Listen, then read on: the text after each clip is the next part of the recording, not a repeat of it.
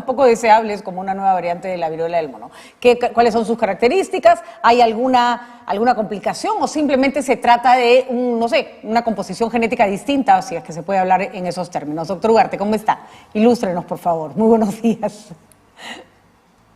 Buenos días, Patricia. Muchas gracias por la invitación. Cuéntenos, somos uno de los países, para variar, siempre batiendo los récords más raros, ¿no es cierto? Estamos entre los más contagiados, entre los primeros 3 más contagiados del mundo, los primeros de la región, me parece, si no los segundos después de Brasil. Y tengo entendido que cuando el virus circula con mayor frecuencia en una zona empiezan a aparecer variantes, ¿no es cierto? Por eso, cuando no se vacunaba del coronavirus en África, las variantes venían de África, el coronavirus. Claramente nosotros tenemos en nuestro entorno más virus que otros países, doctor. Efectivamente es así, Patricia. El que aparezca un nuevo linaje que es, digamos, una variante muy específica, ¿no? Por eso tiene esta denominación del B1.6. Dentro del secuenciamiento, digamos, del virus se ha descrito así. Pero el solo hecho que aparezca una nueva variante, o en este caso más preciso, un nuevo linaje, lo que está demostrando es el grado de expansión que tiene el virus en el país. Efectivamente, tú has hecho una referencia real comparando con el coronavirus.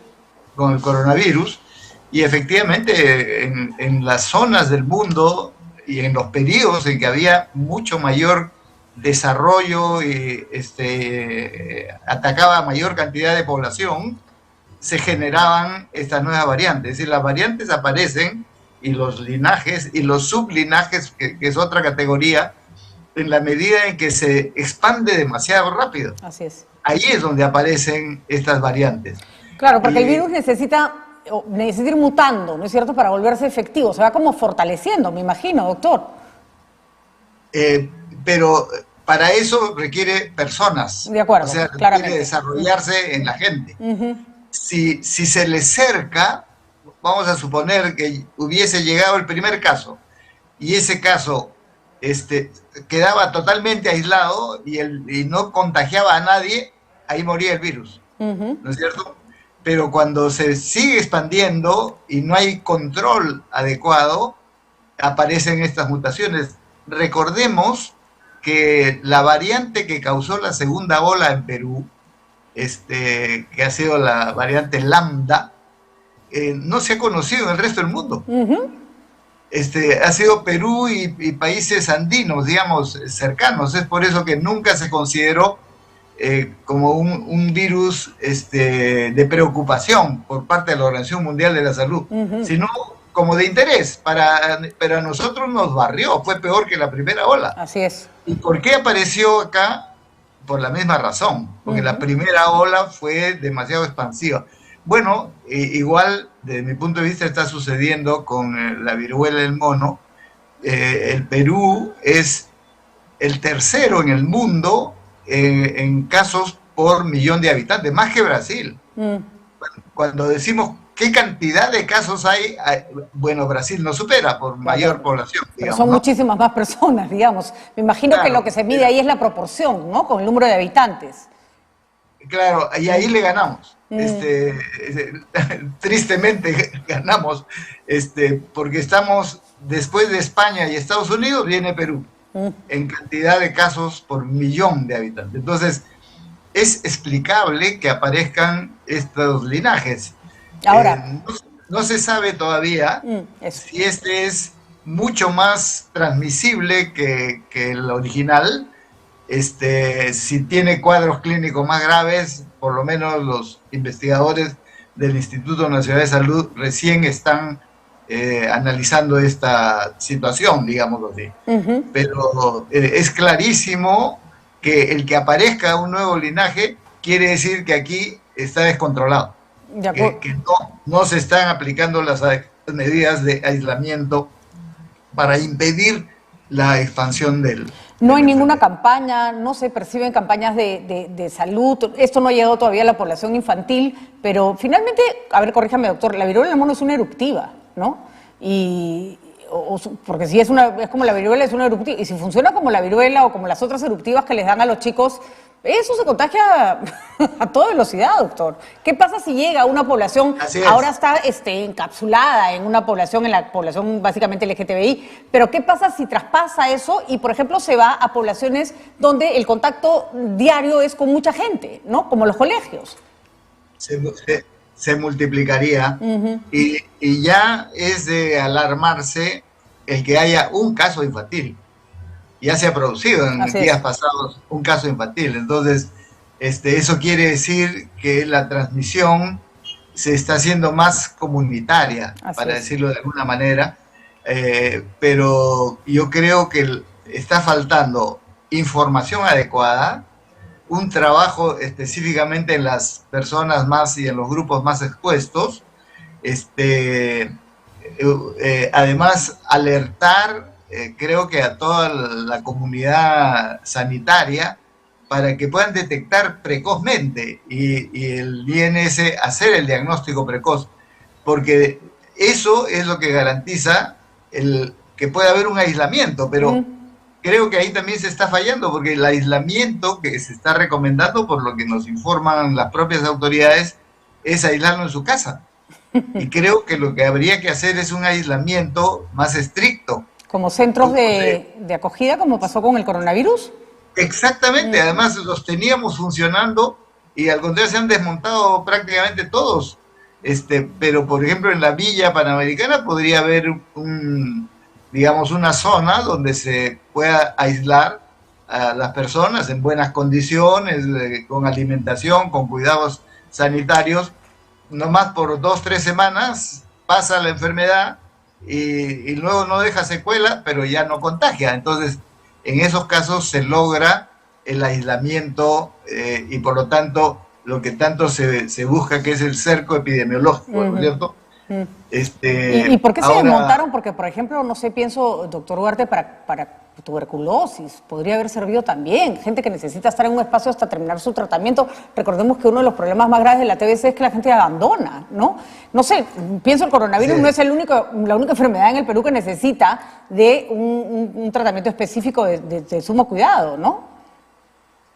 Hay muchas, dices bien, Patricia, porque hay muchas, no solo enfermedades, sino condiciones en las cuales se requiere un aislamiento. Por ejemplo, para cuidados paliativos, después de procesos hospitalarios, en vez de que terminen en el hospital ocupando camas, el proceso, digamos, de cuidados paliativos y de recuperación, eso puede hacerse en centros de aislamiento que no requieren ser hospitales, como han sido todos los centros de aislamiento temporal que se montaron. Así es. Entonces, no hay lógica en las medidas que se vienen tomando respecto a cómo se debe aislar estos casos y cómo la infraestructura y el equipamiento que se montó en los últimos 2 años podría utilizarse de mucho mejor manera con un beneficio mayor para... Claro, entendemos que se pueda reducir, pero se podría ya haber aprovechado el esfuerzo, ¿no? Pienso en los niños que vienen a hacer tratamiento oncológico, en fin, doctor, usted conoce mucho más casos que yo. Ahora, doctor, finalmente, además de las medidas de precaución, ¿qué pasa con la posibilidad de que exista una vacuna? ¿Qué pasa con las generaciones ya mayorcitas como nosotros que sí fueron vacunados contra la viruela? Tengo entendido que mi generación, por ejemplo, tiene vacuna contra la viruela.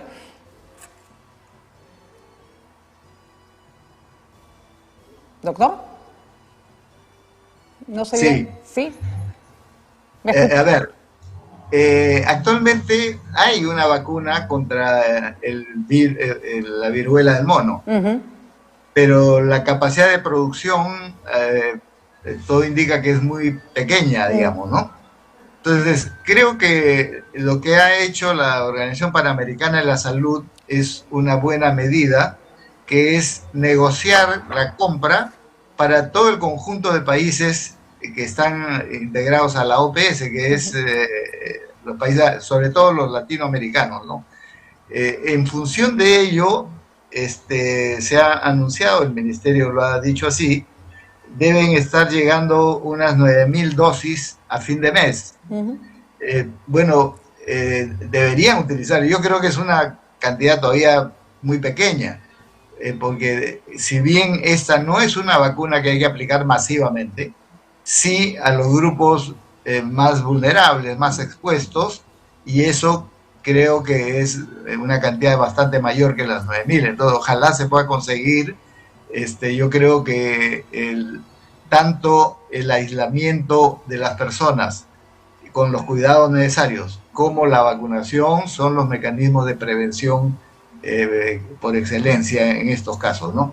Y ojalá se pueda controlar rápidamente y no tener una expansión, como todo aparenta ser, demasiado rápida, que nos pone nuevamente al Perú en una condición epidemiológica sumamente crítica, ¿no? De acuerdo, doctor Ugarte. Vamos a ver entonces qué es lo que ocurre y cuándo tendremos o si vamos a tener alguna idea de cómo se comporta este nuevo linaje de la viruela del mono. Bueno, yo creo que rápidamente, si es que el Ministerio de Salud hace de su trabajo, porque la información del INS es que este nuevo linaje es responsable del 75% de los nuevos casos. Entonces, tenemos una cantidad bastante amplia para identificar a través de las historias clínicas el tipo de gravedad que pueda presentarse. Claro, en ningún caso se ha requerido, digamos, estar en una unidad de cuidados intensivos o cosas así. Y el único caso de fallecimiento que se ha producido es claramente un caso, una persona que portaba el VIH, que había dejado su tratamiento y que tuvo complicaciones tipo síndrome de inmunodeficiencia. Y por lo tanto fue un añadido, digamos, que generó una situación grave que terminó en fallecimiento. Pero los demás casos, la gran mayoría, digamos, la información hasta ayer era que más de 900 personas ya estaban de alta y sin secuelas, lo que es importante, ¿no? Entonces, diagnosticar temprano, aislar adecuadamente, darles los cuidados necesarios, evitar que se contagien más personas, por lo tanto, ejercer un buen cerco epidemiológico, y a eso le adicionamos vacuna en los grupos más expuestos, creo que se podría reducir esta expansión que se viene haciendo, pero eso requiere una estrategia clara que contenga todos estos elementos que hemos conversado, ¿no? De acuerdo, doctor Ugarte. Muchísimas gracias. Como todo lo que ocurre, en realidad, mientras no se nos vaya de las manos, el tema puede ser manejable. Vamos a ver si el gobierno da la talla en este punto. Muchísimas gracias, doctor Ugarte. El doctor Óscar Ugarte, exministro de Salud, dándonos los detalles de